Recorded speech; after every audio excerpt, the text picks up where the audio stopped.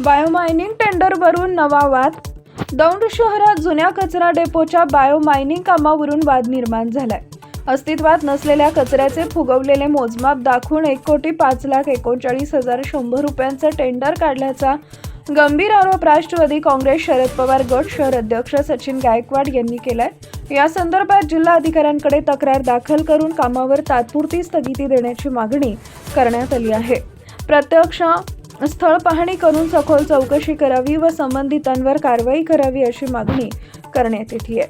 Times of Maharashtra न्यूजसाठी दौंड तालुका प्रतिनिधी संगराज गायकवाड, मयूर साळवे. दौंड नगरपालिकेने आता जे टेंडर केलं आहे कचरा डिकंपोजसाठी, तर त्याचं जे टेंडर केलेलं आहे 1,05,00,000 रुपये, तर त्या संदर्भात आपण काय बोलू इच्छिता?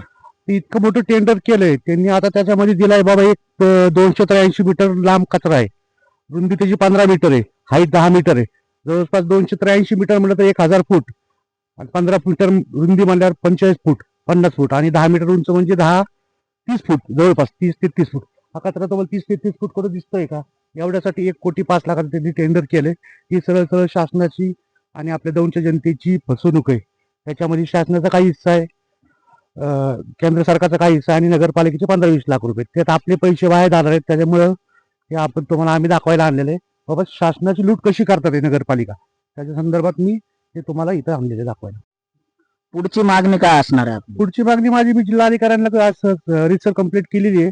त्यांनी इथं येऊन रिसर्च पाहणी करून ते टेंडर ओपन करून त्याचं व्यवस्थित त्याचे पैसे वापरावे आणि जनतेचे पैशाची लूट करू नये ही माझी मागणी राहील.